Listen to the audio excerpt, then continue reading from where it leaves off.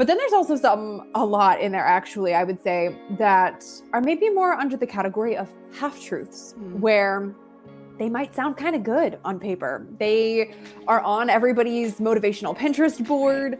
They've been repeated to us by very well-intentioned friends, maybe even repeated to us in a church setting.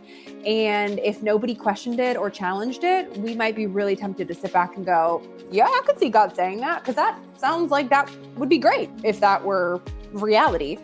But the book really kind of goes there, because as we unpack, the enemy loves to take what's good and twist it and turn it and shape-shift it just enough to make it not of God and not true and not ultimately what he wants for us. You're listening to the Big Ideas Podcast with Ashlee Ilg. Tune in for honest conversations as we pursue bold dreams, redefine what is possible, and empower the next generation to live big. You'll hear stories that prove over and over again that just because something wasn't a part of our plan doesn't mean it won't be used for our good. Whether you're already an entrepreneur, you dream of becoming one, or you're raising the next generation of entrepreneurs, this podcast is for you. There's no time to waste on your big ideas. So let's get started. Here's your host, Ashlee Ilg. Hey everybody, welcome back to the Big Ideas Podcast. I'm your host, Ashlee Ilg, and I'm so excited to be continuing this season and just having another great conversation that just really talks about when we think our plans are perfect, to be honest, and God comes in and he's like, actually, this is truth. This is how it really is. And just in his most gracious way, just walks us through some just incredible journeys. And I just love these conversations we've been having. We're going to just continue with the amazing stories. I have my friend Erica Gwynn here with us. She's a podcast host herself. She's an author, a speaker, a coach. She's a wife and a mom of going on 3, which by the time this airs, you will have your little one at home. So congrats. But yes, welcome to the show, Erica. Thank you so much for having me, Ash. Yes, this is going to be so fun. I'm so excited. I was so thankful that our mutual friend, Mary Morantz, got to give her credit for connecting us. Woo-woo.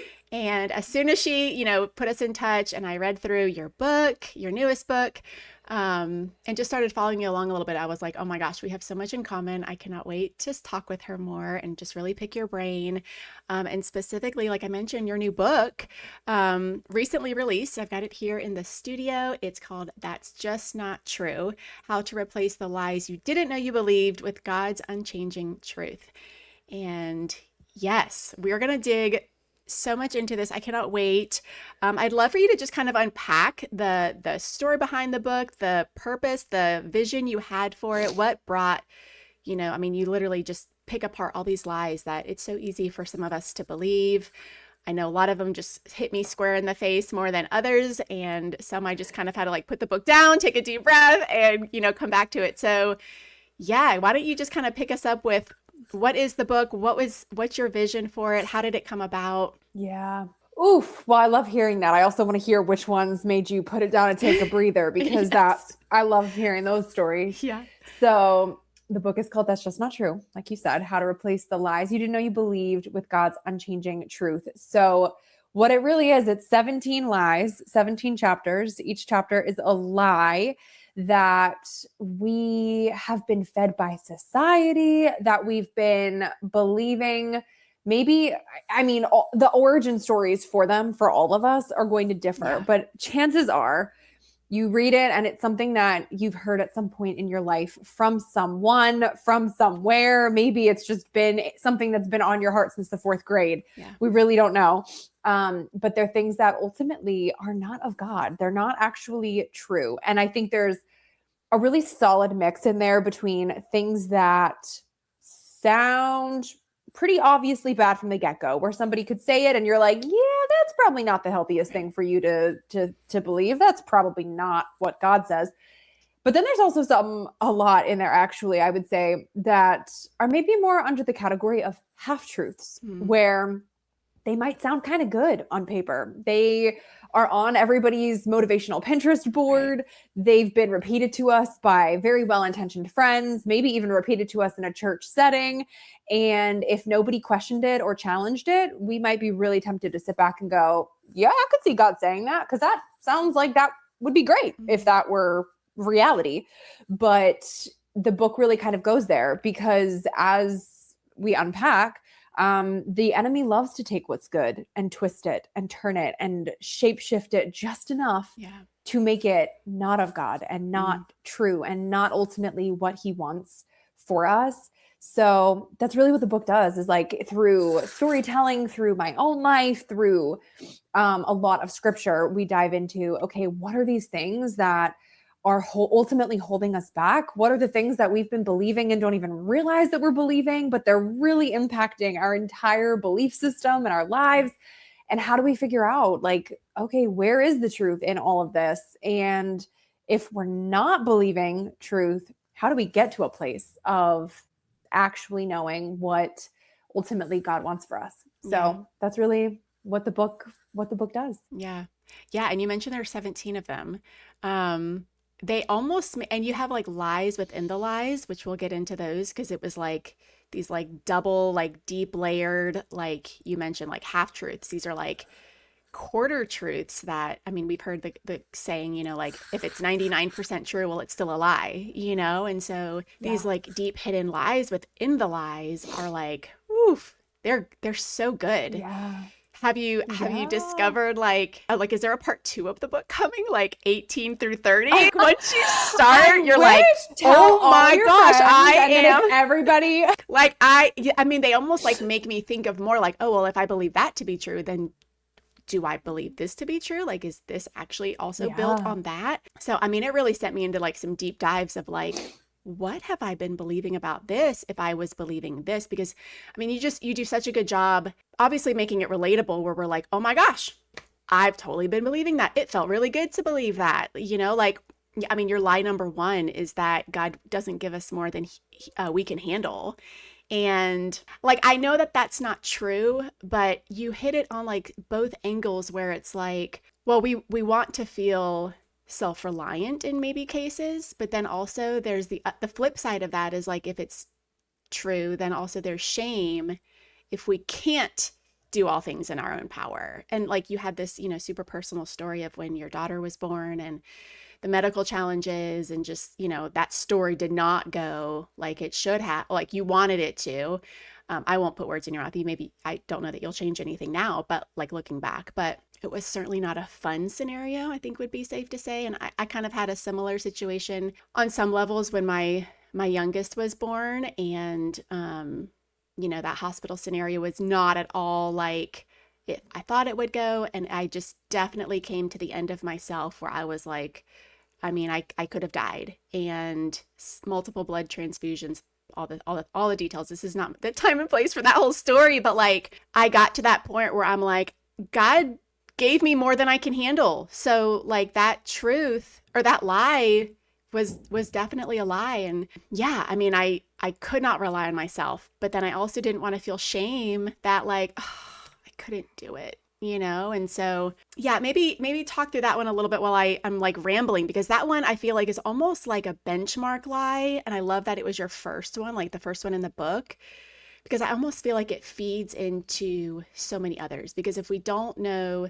that God can handle all of it in every situation and all the circumstances, then it almost makes us question what he can do and what his positioning is and who he is as a good father for the rest of the lies. And so like, literally the first lie you uncovered, I was like, ooh, these are going to be so good. So yeah. And we're going to talk about more than just this one, but like, I really would like to camp out on this one. Like, you know, share with us what you'd like to share about that story of yours and just what that lie, you know, really meant for you. Yeah. I almost think it hits home so much because we would love to believe that he, in his goodness, has equipped us with everything we need to succeed. That like, we've got it because we're believers, because we've done all the right things, or we believe certain things, or we're like, we did X, therefore Y and Z will happen, and our life will be linear and it will all be clean and tidy and yada, yada, yada. And spoiler alert, that's just not true. Yeah. So I think it can become really, really uncomfortable for us when we are when we come face to face with our own limitations and when we come face to face with our own humanity, right? Because like that's what that is. It's to think, oh, God won't give me more than I can handle, kind of implies that like no matter what is thrown our way, we're going to be able to handle it because God gave it to us. And that means that he saw something in us that felt special or sparkly or strong enough to do the thing. And like, yep, he's helping us, but we've got it because he keeps it all neat and tidy for us. And that's just not how it works. So, and I think a lot of times, at least for this particular lie for me, I learned it very much the hard way, probably similarly to you, by being completely thrust into the reality and the truth, which is, oh, God will absolutely give you more than you can handle. God will not give you more than he can handle. So for me, for this, I unpack all of this in chapter 1, but my daughter was born super prematurely. She was born at 32 weeks. I was diagnosed with severe preeclampsia. So she was only 3 pounds, 0.1 ounces when she was born. And then she was in the NICU for 73 days. And that was a really, really long, hard, dark, depressing time in our lives. And it was, I think maybe anybody who's had either a near-death experience or a really, really hard experience with a child or something that was really just unknown after unknown after unknown and really waiting on God in a very desperate season, like something like a NICU journey like that. That was really where, I mean, I was at the end of myself. I was like, I got nothing in me, God. Like it was such a day by day thing. It felt like torture. So, and when you are in a position where you are like literally lying on an operating table and you're fighting for your life and you're completely at the mercy of doctors and nurses and other people, I mean, that you're slammed in the face with that truth that like, that's more than I can handle. I wasn't handling anything. I was barely conscious. I don't even think I was conscious the whole time. Yeah. Like there's no beating around the bush of like, oh yeah, you did it, girl. Like, no, I did not. I almost died. Like it was not me by any stretch of the imagination. And there were just so many micro points along in that story alone where it was like a constant reminder of like, nope, you are not the one that is getting through this. Like I am sustaining you every step of the way. And if I stop sustaining you, girl, you ain't going much farther. Like it's not working. So I think it just is one of those things where we've become kind of used to it and like this Christianese cute sounding Christian lingo because it makes it more that it sounds more comfortable for us, I think, to just really think like, oh yeah, if he gave it to me, I can do it. Like because he said so. And we forget the part that like he's also going to bring us to a point of showing our complete dependency on him. Like I think that is kind of like that's the reminder that a lot of us need. We don't need the reminder that like we can handle it. Sometimes we need the reminder that he can handle it. Yeah. And that he's going to handle things that we absolutely could not handle on our own, nor should we handle them on our own because we live in a broken world and the things that we have to handle on our own, whew, baby, that's like a lot. So thank God that we have a God that can do it for us when we can't. Yeah. Yeah. And I recently wrote, it was just on a social media post, but it was like, this is the part in the story where God does what only he can do. And like for me personally, and again, not getting into the whole details of the whole situation, but not even parenting, but like in a business scenario of like, oh my gosh, things are coming to light that like he has totally been working on our behalf in the unseen with so many small details of everything. And like everything just got so much bigger than we could have possibly handled the outcome or managed an outcome or created any sort of outcome, like legitimately. And then to start seeing like these glimpses of like, but he could, and he actually always has been. And so like, yeah, parenting or like personal journey or business or whatever. I love what you wrote in that chapter 2. If you don't mind, I'm just going to read it really, really quick. Sure. It was sometime. Oh, yeah. So this is more on like as entrepreneurs, like seeing not necessarily like the low parts, but like the high parts are often more than we can handle as well. And I loved, like I said, you just covered like so many different pieces of the lie and like how it might find us and like what scenarios we might find ourselves. So it said, I was like, highlight, star. Sometimes the mountain peaks ahead, the absolute highs of our journey may feel bigger than we can handle too. But you know what? Things are supposed to feel bigger than us. Our dreams, our goals, our ambitions are allowed to be sky high. Really, they're heaven high. They're so high up there that only God can step in and help us make them happen. It's not on us to do it all. It's on us to believe that He who can do it all will do it all and will do a great work in us. Pray for the wrong doors. This is like so good. Pray for the wrong doors to slam shut and the right doors to open easily. In a world that tells us to look for windows, let us be graced with wisdom to know when it's simply not our house. I was like, it's just so, so good.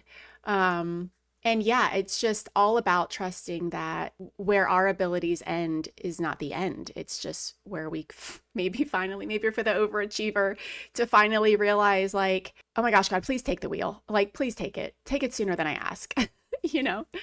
So I also love how you brought up the scarcity mindset in your lie that it's happening to everyone but me. And it's something that we talk about here a lot with competition and comparison, but even more importantly, like the power of cheering each other on, and knowing that there's more than enough rewards for all of us to, you know, because God is bigger than all of us. And I love how you just rewrite like knowing what success, like how we need to rewrite what success looks like, and just flipping that scarcity mindset that, you know, just because it's happening for her doesn't mean that I'm too late or I missed my chance or whatever. So could you break down that lie a little bit for us? Yeah. I mean, I think that this is something that feels very familiar to a lot of us, especially if you have had a waiting season where you were stuck kind of comparing yourself to the girl to the left of you, to the girl to the right of you, and just like looking at this thinking like, okay, wait, I did XYZ.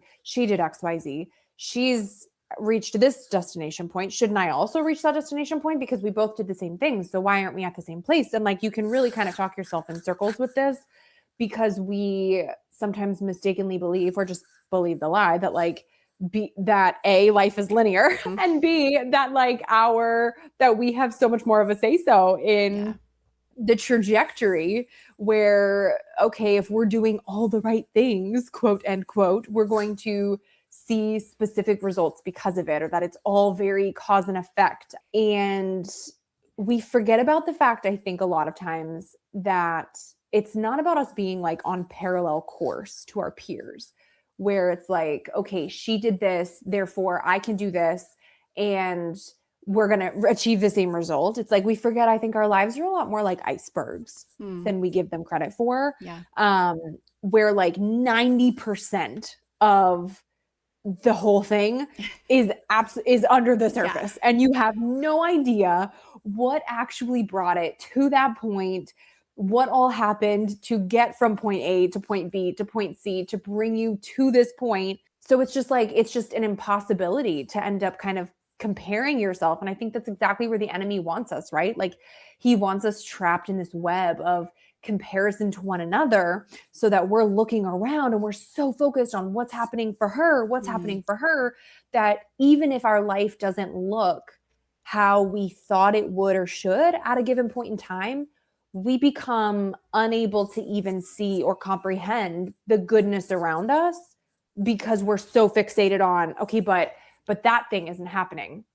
And why isn't that thing happening? Because that's the thing that should be happening, or that's the thing that I want to be happening. We don't even see all the stuff that is happening, that God is doing, because he is always working for us, and he is always doing all things for our good. And he is like, it is happening. He is working even in our waiting.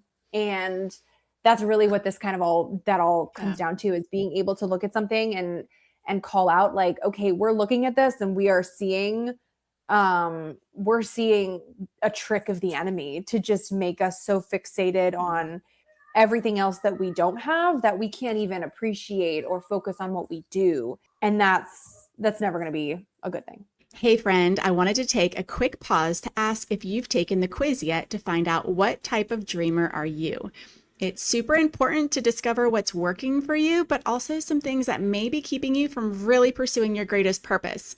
It takes just 2 minutes to find out if you're the skimboarder, the sunbather, the sandcastle builder, or the surfer babe. So jump over to dreamerquiz.com and be sure to share your results and tag me in it. Now back to the show. Yeah. Yeah. And the truth that, like, I love the iceberg analogy you use too, because, you know, the idea of, like, if you actually knew the 90% that we can't see in somebody else's life, and the challenges or the traumas or what they've overcome, like, we would never want to trade their like our story for their story. I'm not saying our story is better than theirs. I'm just saying, like, it's such a, like, a naive thought to think, you know, well, they've achieved this, so I should be deserving of this, or it should be my same time, like you said too. And if we actually knew the part of their story, like you said, the iceberg under the water, we probably would be like, just kidding. They can, you know, I don't know. I love that analogy because it's so good in that, it just keeps our eyes on what God has for us uniquely. And like you said, just having that gratitude and that ability to be content, be thankful, like truly thankful, not like, I'll be thankful because I'm supposed to be, because I'm waiting for something better. So, like, I better be thankful so that I'll eventually get the thing. It's more like a very pure, this is great. Like, I'm thankful for this and the timing of everything. And yeah, I think the more maybe the older I get, I don't know, the more I read, the more people I speak with, and just journeys I study, it's like there's so much peace in just trusting your journey and trusting, like, literally what God has for you. Like, it's so much better when it's your unique version of the story, you know? Yeah. Yeah. Yeah, I just like to sit in each of them. They're all just so rich and so good. Do you have, like, a favorite lie, or, like, one that you were like, I don't know if I really want to write this. This one feels a little hard, or, like, extra, like, I can't wait to share this one? Was there one that you were like, I think I would say the one that I wrestled with the most, I would say that was maybe the hardest to write, the most emotional for me to write. The one that I probably, like, talked in circles for myself around 42 times before actually, like, getting to it was I am enough. That one was really hard for me to kind of get through because I think it's just one that I've personally wrestled with yeah, so much. So, like, it is like striving to be enough, or seeking validation that you are enough. And, like, spoiler alert, I have it as a lie. Like, we're not enough. Yeah. That's the whole point of why we needed Jesus. But I think a lot of times the enemy wants us just kind of spinning in that incessant web, asking the wrong question, making us, like, so obsessed with this idea of our enoughness, where we're just constantly questioning it, or trying to get it, or trying to get this validation from other people, or just whatever the case might be, where we're, like, looking in the wrong place and asking the wrong question, instead of asking, okay, am I enough? Am I enough? Like, spoiler alert, you will never be enough for certain people. That's just reality on this side of heaven. Like, there will always be something that you did not do enough. There will be someone who thinks that you're not enough. There will be, like, there will always be more, because that is a never-ending rat race. The word enough, it's like, it's not a final destination. It's not a finished product. Like, you're never going to get there and be like, oh, that's it. I did it. Like, I did enough laundry forever and ever. Amen. Like, it's just this perpetual journey. And when we're obsessed with that, it's like we're asking the wrong question, because if you're so fixated on your own enoughness, you kind of miss the question of, like, well, is Jesus enough for you? Because if Jesus is enough for you, like, game over. The enemy loses every time. That's what Jesus came to be. He came to be enough for us. Like, that was the whole point of the cross, was Jesus being like, hey, I got this. Because, like, that is the point of the gospel. And it allows us to release so much pressure that we maybe don't even realize that we have put on ourselves to always be earning love and earning acceptance and earning validation. I think the point that we miss in it is that we're to be living from a place of love and acceptance instead of for it. Right. And it's like the enemy wants us constantly trying to prove ourselves, constantly stuck in this web of trying to earn the love and the acceptance and the validation, because for some people that's just never going to happen. So we're just going to be stuck on this hamster wheel, this exhausting hamster wheel of constantly trying to like prove ourselves and get there. And it's just like, it's never going to happen. And I picture the enemy sitting there just being like, mwah, ha, ha, ha, like I've got you now. Like you're just going to be stuck on this wheel. And when you're focused on that, you just like, you miss all of the goodness that he has for you. If you can just like fix your eyes slightly rotated, not on yourself and your own enoughness, but on his and on his enoughness and everything that he is. And that like, that can just unlock something in all of us that I think for so many of us has been maybe something that we've been carrying since we were little children, trying to earn our way to a pat on the back and a gold star. Yeah. Yeah. And hearing you say all that, it does. It totally resonates with me. And I think it's one of the reasons I was like, oh, we would be fast friends if we lived in the same town. We would compare, healing, unraveling stories, I think, on the regular basis. And also like, guess what God's doing in my life stories, right? All the good ones. Oh yeah.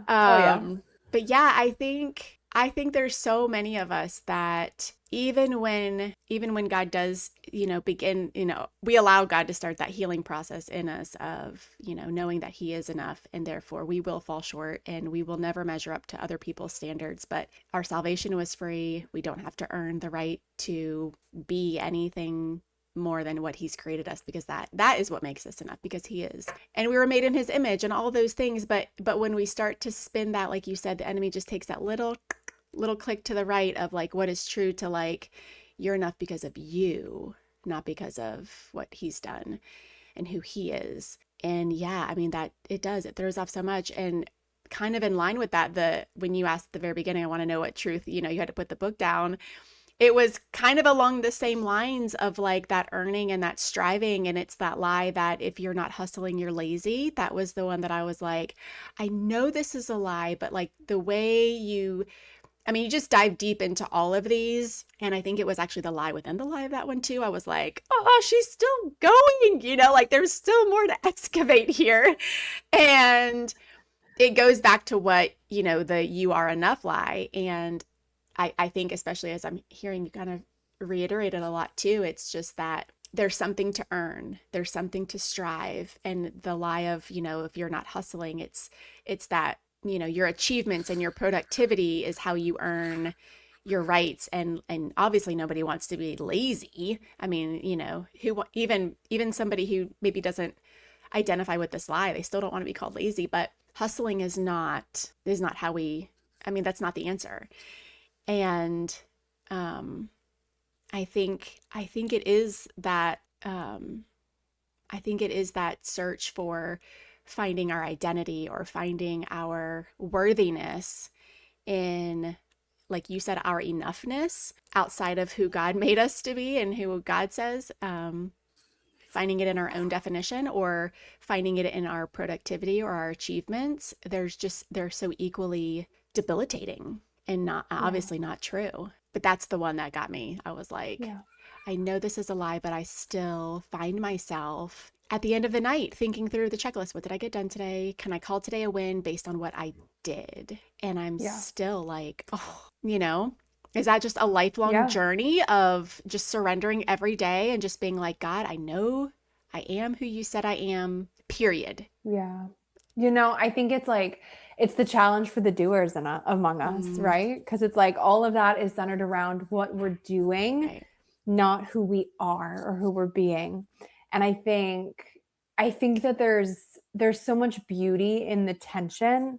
And I think that for as much as we would love for it to not be something where we just I'd like to just get it. Yeah. Can we just get it and move on? Wow, tension is uncomfortable. We don't love sitting in that. But I think that for something like this in particular, I think that's kind of what the whole point is, right? Because it's like, you look at that and hard work is not inherently a bad thing, right? It's Right. like it becomes a bad thing if it becomes your idol, or if it becomes what you are hanging your hat on and putting your identity and your sense of self and your sense of belonging or your sense of anything in beyond your identity in Christ. So the challenge isn't like, it's not like we're saying, oh, hustle is just the hustle's always bad. Like, no, Right. sometimes the hustle is good. Sometimes you're supposed to hustle. Sometimes you're supposed to work hard, and that's what God is calling you to do. Right. Just like on the flip side, like laziness or sloth, like, okay, maybe that's not a good thing. But I think what a lot of us took that to mean was rest was a bad thing. Right. Like that we can't rest. And we kind of villainized. We were like, okay, we're hustling. That's good. The hard work is good. I cannot slow down. Like rest is bad. Rest is the thing that has to be earned. Rest is a reward for a job well done.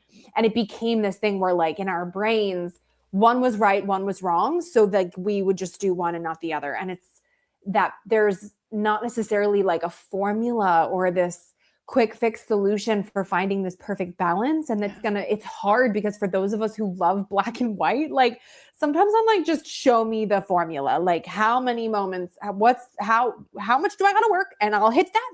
Then how much are we resting before? And then when I'm done, when I'm not allowed to do that anymore, just tell me and I'll go back to that. Yeah. Like it just doesn't work out that way. Right. Like there's so many factors at play. Yeah. So it's like, I think the reality is that there is truth in the tension, and the whole point for all of us is having to sit in that, figure out what does this tension look like for me in this season? What does it feel like? What is God calling me to lean into? Is this a season where I am being called to hustle a little bit more, to work a little bit harder? Is this more of that? Or is this a season where I need to rest more? I need to prioritize being overdoing and have to focus on intentionally being overdoing. And it's like, that's going to be something that we have to let be flexible and let it be what it is supposed to be in given seasons. And I think really the key is just like always retreating back to the feet of Jesus and always kind of seeking his guidance in that, to be like, okay, Lord, like you lead my next step. And is my next step something that has to be done? Or is my next step not a step at all? It's literally sitting at your feet, resting and allowing you to fill me back up again. Yeah. I totally agree. And I think like you nailed it. I mean, living in the tension is where we're at. I mean, that especially like, identifying as the achiever type, Enneagram 3 here. And I love the feeling of being productive, but I've learned that I love feeling like I'm at the peace of Jesus, whether that is being productive or whether that's resting. Sometimes rest is the most productive thing. And so just rewriting what I've always thought to be true about doing versus being. And I mean, I find myself every morning just like, okay, God, here's my day. I know yesterday I thought today should look like this, but here's the planner. Like you tell me what has to get done today and what can wait, what needs to rest, what needs to pause, who needs my attention. I mean, with a house full of kiddos, it's like, well, sometimes the tasks are needing to wait because the people are the priority. And so that's not always a natural decision for me either. So don't judge me as a mom, but sometimes I'm like, sorry guys, yes, I'm here for you. Also, I would really like to get this project done. So, but yeah, just literally living in that tension and being okay with it. I think another lie that kind of feeds right into that, like living in the tension feeling, is that lie that my kids are my life now. And I know that speaks more specifically to moms, but we do have a lot of moms who listen to the show. And I think it's safe to say a lot of us do live in that tension of like, I know my kids need to see me using my gifts and talents, honoring and stewarding what God's put in front of me. But then also kind of, again, that tension of it might be more of like a cultural mom guilt. I think that might be actually what you call it. I think that's actually your lie within the lie. If I'm remembering correctly, but that our kids won't be okay if we're not like at their feet and their beck and call every time they need us. And that's over exaggerating, but it's like that tension of like, I want to show them example of being and doing, using my gifts, using my talents, stewarding what God's put in front of me, and also being 100% and fully available to them. And so that one I feel like is also just kind of that living tension for me, because I've got teenagers, I've got toddlers, and also a really big passion to do a lot of things that I just feel like I wouldn't have chosen these. I feel like God has really called me to, things. My husband and I own a couple businesses. Like there's a lot of things that are important, obviously not more important than people and my family, but like still, Yeah. you know what I'm saying? Like just setting that example, but then also like, I'm here for you guys, Right. Yeah. I mean, it kind of goes to mommy martyrdom, right? And I think that's I think what I see a lot culturally and socially, a lot from like girls my own age too, where people start to take on this almost like this bitterness, or where it's almost like your kids are being blamed for things like, oh, well, I would take that trip, but like I can't because I have kids now. Or like, well, I would wear a bikini, but my kids ruined my body. Like just, like that might be a super exaggeration, but there's just this idea that people think that we have to just throw everything that made us who we were before children out the window, Right. because now we have kids. So now mom is just like the end all be all of our identity. And that's just not true. Like it's one of those things where there's so many elements of you and so many giftings in you and a calling on you that is still there from before you had children. Right. So even if you believe that motherhood is your greatest calling, there's still a calling on you to be who you always were and use your other giftings too.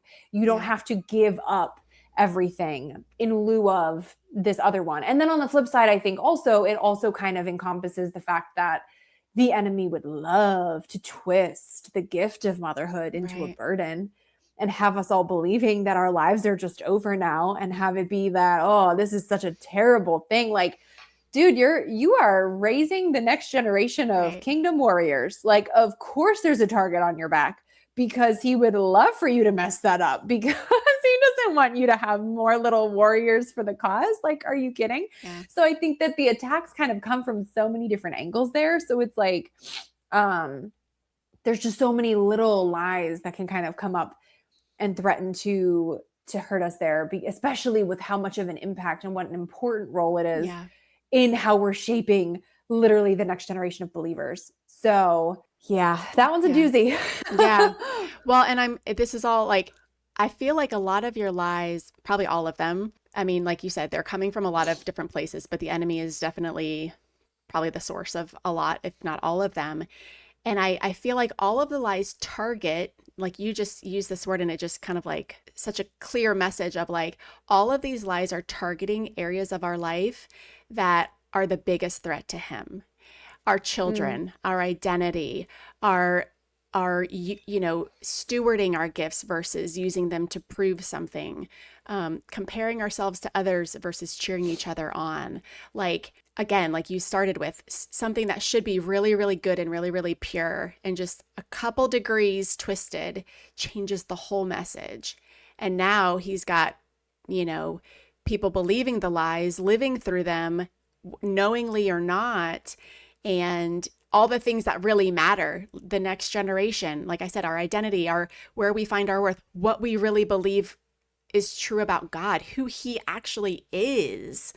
All of that is like the greatest scheme, and man, it's such, I'm not just trying to like brag on you, but like the words in your book are just so powerful. Like, it's not just like, oh, that was really good so that I can like learn truth. Like that is good, but also it's like, it just helps us get a perspective of like, there's a real battle. And if we don't flip these lies and start walking in the truth and like telling everybody we know, we're just wasting time, and we're like literally feeding into his schemes. And like, hopefully that doesn't sound overly dramatic. I just think it's true. I just think if it's like easier to believe the lie, then like it's probably a lie. Like if it feels good to believe the lie, then it's also probably not true. Do you find yourself, side note, do you find yourself saying like, that's just not true, like all the time now? Like in everyday conversations. I feel like I've been saying it. It's like painfully ironic. Yeah. Yeah.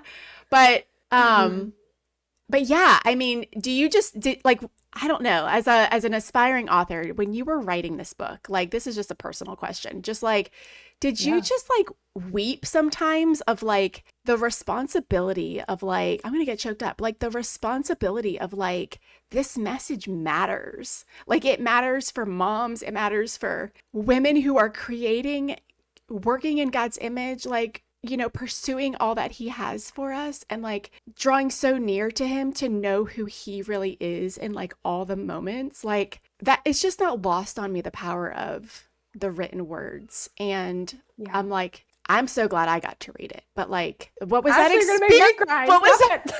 What was that experience like for you? I mean, were there just moments where you're like, God, this is so big? Yeah, it was really overwhelming. And really humbling, because more often than not, I would say, I don't know if this happens for everybody writing books, but at least in my experience, like, you start off and you're like, okay, I've got this calling. I've got this, like, this is great.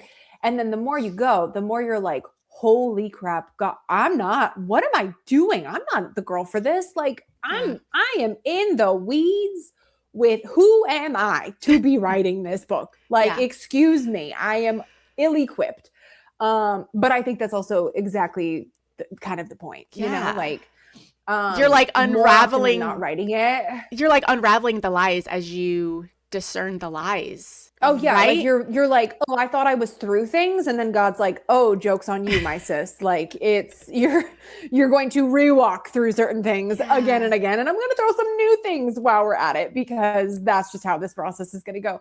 So it is really humbling and really overwhelming, but also really incredible to see what the Lord does while you're in the weeds, and then to be able to see fruit come from it through the process is like an insanely incredible gift that I will never take for granted for a moment in my life. So yeah, it was a doozy. Yeah. It was a doozy. There were quite a few times where I would message my editor and be like, I should have just written a cookbook. Like, this was big. Like, this undertaking, what on earth? Like, I'm going through it writing this, but I'm so grateful to have gone through it and to continue to go through it. Yeah. Because I'm with you. I mean, I think it's such important work that, I mean, I'm clearly biased, but I think so many women, every woman needs it, you know? So for me to be able to have the calling and have the ability to answer it and just put my all in it and do this work with him is, I mean, it was just such a gift, such a gift. Yeah. I love that. I've also heard too, that you're like, quote unquote, a real author if you're like living the story as you write the book. So I'm like, okay, well, I'm a real author because I'm definitely living my book right now, you know? So, like it becomes painfully ironic at some point, because at some point you're writing. For me, it ended up lining up on multiple occasions where, like, the chapter that I was working on that week, something big would happen in my real life behind the scenes that I could not talk about publicly that was directly corresponding to that chapter. And I was like, okay, God, this is almost getting a little awkward, because I get it. Like, I see, please don't. So I would, like, the joke in my house became like, I would go to start the next chapter and I was literally like, watch out, everybody. This is the chapter we're working on this week. So fair warning, something might happen. It might be very dramatic and big. And we have an ongoing theme here. We have an ongoing theme. So, like, everybody had to be aware of like what chapter was happening, because I would be like writing the rejection chapter, and then like a massive rejection or breakup would happen in my life. And I'm like, oh my God, can we not? Can we breathe first? Like, okay, I get it. Oh man. So, well, you're also like, I have enough content, God. Like, I actually don't need to live through anymore. Like, I'm good. This is going to be too fresh for this version. Let's like save it for the next one. Thank you so much. You are going to have to do a part 2 then, probably. You're going to get all kinds of like, I don't know, you probably already have like messages like, have you thought about this slide? This is also a really good one. You'll be like, next book, next version. Right? Oh my gosh. The God sequel. willing. Oh man. All right. Well, this has been amazing. I have thoroughly enjoyed the conversation. I appreciate you so much. Been an honor to dig into this book with you and just get your deeper perspectives. Like I said, the book itself was a gift for me to read, and I have it all noted up. And so definitely I'll have everything in the show notes, links to everything, but tell us where we can find you to keep up with you and follow along your journey, and where we can find the book for sure. Oh, thank you, Ashlee. You're such a Yes. gift. You can find the book anywhere books are sold, Amazon, Barnes & Noble online, Target, all that good stuff. Or you can go to ericagwynn.com/books. I have it linked in all of those places as well too, right there. Okay. You can come hang out with me over on Instagram at Erica Lagenza. You can come check out my podcast, which is called the Thrive Podcast. And I think that's all. I think that's all the places. Those are like the main places. Okay. Sounds good. Well, we will definitely be sure to check that. Like I said, everything will be linked in the show notes. But definitely go get your copy of That's Just Not True. You will love it. But yes, thank you so much, Erica. I appreciate your time so much. And for everybody listening, thank you so much for joining us. We will see you on the next episode. In the meantime, keep those big ideas coming. Thanks so much. Hey friends, thanks so much for tuning in today. Before you go, it would mean the world to me and my family if you would share this episode with at least one person who you think might benefit from this message. And of course, be sure to subscribe so you don't miss future episodes. You can also follow me at Ashlee Ilg on Instagram to keep up with our adventures and for continued encouragement as you pursue your big ideas. Thanks again for joining us. Until next time.